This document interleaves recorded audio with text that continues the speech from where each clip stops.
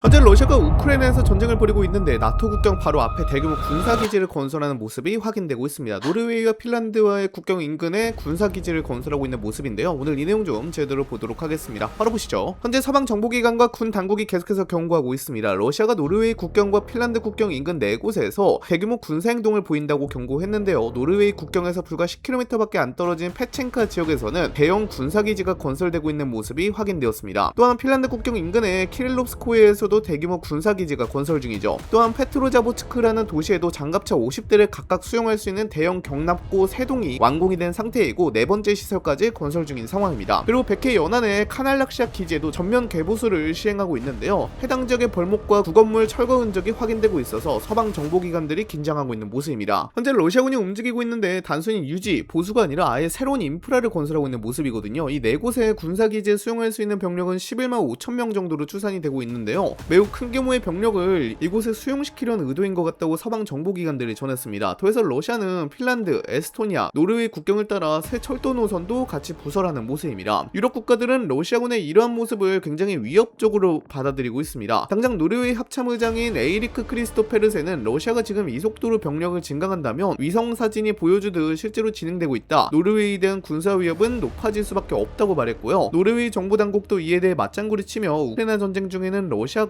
접경에 추가 전력을 배치하는 것은 어렵다고 평가했으나 2026년에 이 평가를 수정했다고 합니다. 또 스웨덴 군사정보보안국장 토마스 닐소는 이번 군사 동향을 단순한 무력 과시로 봐서는 안 된다고 경고했고 러시아의 움직임은 나토와의 미래 충돌에 대비한 실질적 준비라며 경고하기도 했습니다. 그래서 덴마크 정보기관은 러시아가 나토의 결속이 흔들린다고 판단할 때 5년 안에 유럽에서 대규모 군사행동에 나설 준비를 갖출 수 있다고 경고하기도 했는데요. 독일은 러시아가 2029년까지 나토에 대한 공격 능력을 갖출 것 같다고 평가하면서 이에 대한 대비태세를 갖춰야 한다고 강조하기도 했습니다. 폴리티코 보도에 따르면 크리스티안 프로이딩 육군 참모총장은 독일 베를린에서 열린 국제항공우주 전시회에서 나토 동맹국 사이에서 러시아가 10년 안에 회원국을 공격할 수 있다는 광범위한 공감대가 형성돼 있다고 밝혔습니다. 특히 2029년이라는 시점을 강조했는데 이건 독일만의 독자적인 판단이 아니라 나토 전체의 정보평가라며 32개 회원국 모두 러시아가 2029년쯤 침공 역량을 갖출 수 있다는데 동의하고 있다고 말했습니다. 지금 유럽 국가들이 말하고 있는 것을 보면 유럽 국가들은 러시아의 이런 행동이 단순히 러시아 영내에서 방위를 위해 병력을 모으는 것이 아니라 유럽을 공격하기 위한 준비라고 판단하고 있는 것으로 보입니다. 당장 북유럽 국가들은 러시아의 공격 위협은 1년에서 3년 동안 가장 심각한 수준이라고 평가하기도 했습니다. 유럽이 긴장한 이유는 현재 러시아군의 상태가 아니라 전쟁 이후의 변화 가능성 때문입니다. 우크라이나 전선에 묶여있는 병력과 장비가 어느 시점에 다른 지역으로 이동할 수 있느냐가 핵심인데요. 실제로 러시아는 전쟁이 진행되는 와중에도 신규 군관구를 재편성하고 있으며 병력 모집과 군수 생산 체계를 지속적으로 확대하고 있습니다. 서방 정보기관들은 이런 움직임이 일시적인 대응이 아니라 장기적인 군사력 재건 계획의 일부라고 보고 있습니다. 특히 유럽 각국이 주목하는 부분은 러시아의 방위산업 생산 능력입니다. 전차와 장갑차, 포탄, 미사일 생산량이 전쟁 이전과 비교해 많이 증가한 것으로 평가되고 있습니다. 전투에서 손실이 발생하더라도 이를 보충할 수 있는 체계를 구축하고 있다는 의미입니다. 러시아는 국가 예산의 상당 부분을 국방 분야에 투입하고 있으며 군수 공장들은 사실상 전시체제로 운영되고 있습니다. 문제는 유럽의 준비 속도입니다. 냉전 종식 이후 많은 국가가 군 규모를 줄이고 탄약 비축량도 축소했습니다. 평화가 장기간 유지될 것이란 판단 아래 해방 예산을 다른 분야로 돌려왔기 때문입니다. 하지만 우크라이나 전쟁 이후 상황이 달라졌습니다. 유럽 각국은 무기 생산 시설 확대와 병력 증강, 예비군 체계 강화에 나서고 있지만 상당수 사업은 완성까지 수년이 걸릴 전망입니다. 독일과 폴란드, 발트삼국을 비롯한 여러 국가는 지금이 안보 공백을 메울 수 있는 마지막 시기일 수 있다고 보고 있습니다. 나토 내부에서는 향후 수년이 유럽 안보의 중요한 분기점이 될 수 있다는 평가도 나오고 있습니다. 그래서 유럽 군 당국자들은 병력 확보와 무기 생산, 방공망 확충, 탄약 비축을 서둘러야 한다고 강조하고 있습니다. 러시아의 현재 전력이 아니라 앞으로 회복될 전력을 기준으로 대비해야 한다는 판단이 점점 힘을 얻고 있는 것입니다. 유럽 국가들이 불안해하는 이유는 러시아의 군사력 증강 때문만은 아닙니다. 나토의 핵심 축이었던 미국에 대한 신뢰가 빠르게 약해지고 있다는 점도 매우 중요한 변수로 떠오르고 있습니다. 최근 조사 결과를 보면 유럽인들 가운데 미국을 동맹국으로 인식하는 비율은 11%까지 하락했습니다. 불과 2년 전만이 22%였던 여론이 2025년에는 16%로 뚝뚝 떨어지더니 지금은 11%까지 떨어진 것인데요. 이는 미국과 유럽 사이의 정치적 갈등과 외교적 마찰이 누적되면서 나타난 변화로 해석되고 있습니다. 더 주목해야 할 부분은 안보에 대한 인식입니다. 조사 대상 국가들 대부분에서 응답자 과반수가 자국이 공격받을 경우 미국이 실제로 군사 개입에 나설 것인지 확신하지 못한다고 답했습니다. 나토의 집단방위 체계는 회원국들이 서로 보호한다는 신뢰를 바탕으로 유지됩니다. 그런데 그 신뢰가 흔들리기 시작하면 얘기가 달라집니다. 유럽으로서는 러시아보다 먼저 동맹의 결속력 약화를 걱정 결정해야 하는 상황이 된 것입니다. 그래서 최근 유럽에서는 국방비 증액을 지지하는 여론이 계속 증가하고 있습니다. 미국에 대한 의존도를 줄이고 자체 방위 능력을 강화해야 한다는 주장도 힘을 얻고 있습니다. 실제로 독일과 프랑스를 비롯한 주요 국가들은 유럽 차원의 방위 산업 확대와 공동무기 개발 사업을 추진하고 있으며 미국산 무기 의존도를 낮춰야 한다는 목소리도 커지고 있습니다. 러시아가 가장 기대할 수 있는 상황은 나토 회원국들이 군사적으로 패배하는 것이 아니라 정치적으로 부결하는 것입니다. 그래서 유럽 정부기관들은 현재 군사적 움직임뿐만 아니라 나토 내부의 균열 가능성까지 함께 주시하고 있습니다. 만약 러시아가 미국과 유럽의 관계가 악화하고 있다고 판단한다면 보다 공격적인 외교, 군사 전략을 선택할 가능성도 있습니다. 이 때문에 유럽 국가들은 러시아의 병력 증강 소식이 나올 때마다 더욱 민감하게 반응하고 있습니다. 과거에는 미국이 최종 안전장치 역할을 해줄 것이란 믿음이 있었지만 지금은 그 확신이 예전만 못하기 때문입니다. 러시아의 군사력 확대와 미국에 대한 신뢰 약화가 동시에 진행되면서 유럽의 안보 불안감도 함께 커지고 있습니다. 특히 현재 유럽에서 가장 불안해하고 있는 국가들은 에스토니아와 라트비아,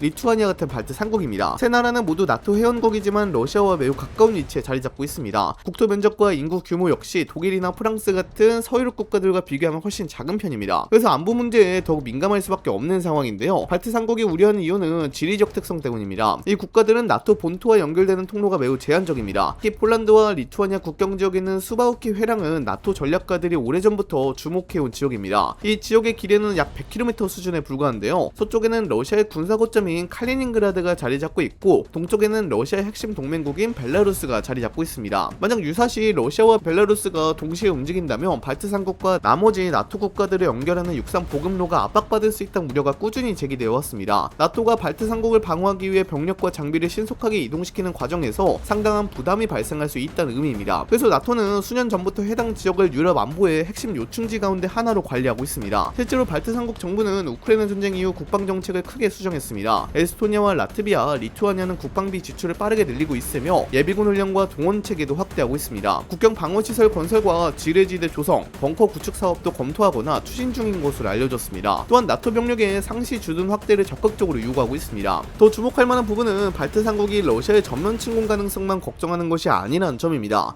사이버 공격과 전파 교란, 국경 도발, 해적 케이블 훼손 같은 비군사적 위협도 함께 우려하고 있습니다. 당장 러시아의 하이브리드 공격이 계속 이어지고 있는 지역이라서 이곳의 안보 위기는 오래전부터 계속 대두된 곳이기도 했습니다. 또 실제로 발트해 지역에서는 최근 몇 년 동안 통신망과 에너지 인프라 보안 문제가 여러 차례 제기되기도 했습니다. 그래서 현재 발트 3국은 러시아의 국경 인근 병력 증강 소식이 나올 때마다 가장 민감하게 반응하고 있습니다. 이들 국가 입장에서는 우크라이나 전쟁 이후에 안보 환경이 완전히 달라졌다고 보고 있기 때문입니다. 러시아가 나토의 대응 의지를 시험하려 한다면 가장 먼저 긴장이 높아질 수 있는 지역 가운데 하나가 바로 발트해 연안이라는 분석도 계속 나오고 있습니다.